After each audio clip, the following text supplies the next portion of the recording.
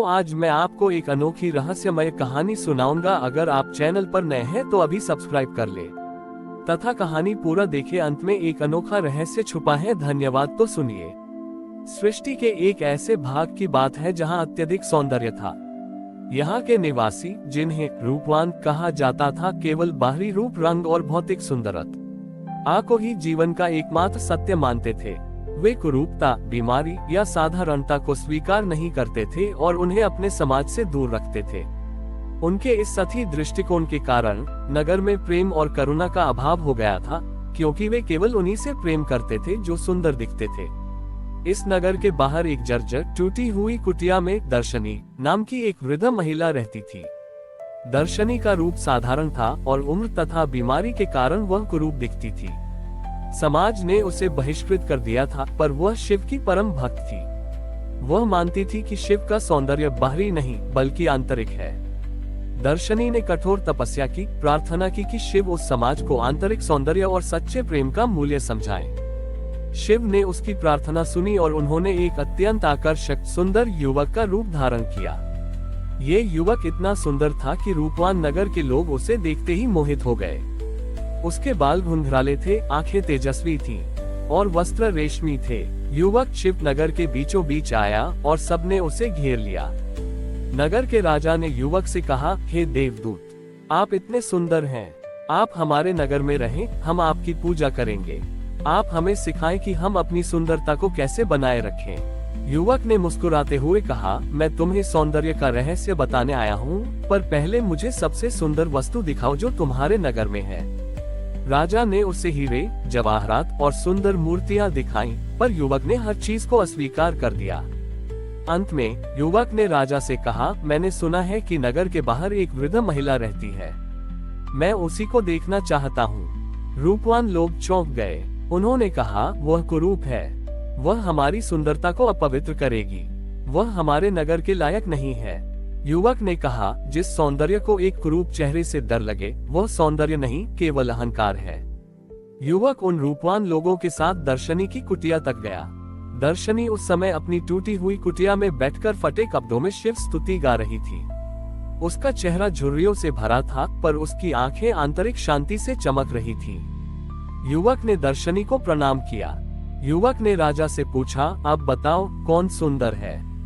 वह जो बाहर से सुंदर है पर जिसके हृदय में अस्वीकार्यता और डर है, या वह जिसका बाहरी रूप साधारण है पर जिसकी आत्मा प्रेम और संतोष से भरी है? उद्धरण चिन्ह। राजा और सभी रूपवान लोग चुप रहे। युवक ने दर्शनी से कहा, माँ, तुम इतने कष्ट में हो, फिर भी इतना आनंदित क्यों हो? दर्शनी ने अपने फटे वस्त्रों को छुआ और कहा, पुत्र, मेरा ये शरीर तो काल का रंगमंच है, ये तो बदलेगा ही, पर मेरी आत्मा तो शिव की है। मेरा आंतरिक प्रेम कभी नहीं बदलता। मैं बाहर की सुंदरता को नहीं, शिव के आंतरिक कल्याण को पूजती हूँ। युवक शिव ने एक चमत्कार किया। उन्होंने दर्शनी के माथे पर अपना हाथ रखा और दर्शनी के चेहरे पर एक दिव्य आभा फैल गई। वह आभा उसके झुर्रियों या साधारणता को नहीं मिटा रही थी, बल्कि उसके आंतरिक प्रेम और शांत छोटी ई को प्रकाशीय कर रही थी। युवक का सुंदर रूप बदला और वहां जटाधारी शांत शिव प्रकट हुए। शिव ने कहा, हे रूपवानो, तुमने सौंदर्य को मापदंड बना दिया। अब तुम जानो, सत्य और करुणा ही वास्तविक सौंदर्य है। मैं भस्म लगाता हूँ ताकि तुम्हें याद रहे कि बाहरी रूप रंग क्षण भंगुर है। प्रेम करो, तब तुम वास्तविक सौंदर्य को देख पाओगे। उस दिन से रूपवान नगर के लोगों ने बाहरी रूप को छोड़ दिया और आंतरिक करुणा को अपनाना शुरू किया। उन्होंने दर्शनी को सम्मान दिया और सीखा कि शिव का सौंदर्य हर उस हृदय में है जो प्रेम और स्वीकार्यता से भरा है। जब भगवान शिव अंतर्ध्यान हुए तो दर्शनी के चेहरे पर वह दिव्य आभा बनी रही। वह आभा किसी जादुई रूप परिवर्तन के कारण नहीं थी, बल्कि उसके अखंड आंतरिक प्रेम और शिव के प्रति अटूट स्वीकार्यता के कारण थी। रूपवान नगर के लोगों ने पहली बार यह महसूस किया कि सच्ची सुंदरता आंखों से नहीं, आत्मा से देखी जाती है।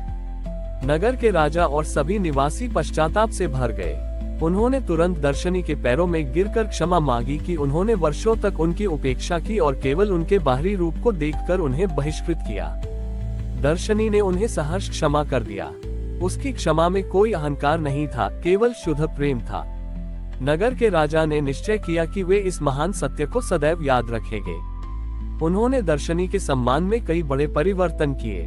तारांकन जर्जर कुटिया का नवीनीकरण। राजा ने दर्शनी की टूटी हुई कुटिया को भव्य महल में नहीं बदला। इसके बजाय उन्होंने उसे उसी साधारण रूप में रहने दिया, पर उसे स्वच्छ और सुरक्षित बना दिया। उन्होंने कुटिया के चारों ओर एक सुंदर उद्यान लगाया, जिसमें साधारण बिना सुगंध वाले फूल थे, ये सिखाने के लिए कि सुंदरता केवल भव्यता में नहीं बल्कि सादगी में भी होती है। तारांकन सौंदर्य का नया मापदंड। नगर में अब सौंदर्य प्रतियोगिताओं का आयोजन नहीं होता था। इसके बजाय उन्होंने करुणा उत्सव शुरू किया। इस उत्सव में लोगों को उनके सेवा भाव, दयालुता और क्षमा के आधार पर सम्मानित किया जाता था। सबसे सुंदर व्यक्ति वह माना जाता था जो सबसे अधिक आंतरिक शांति और करुणा रखता था।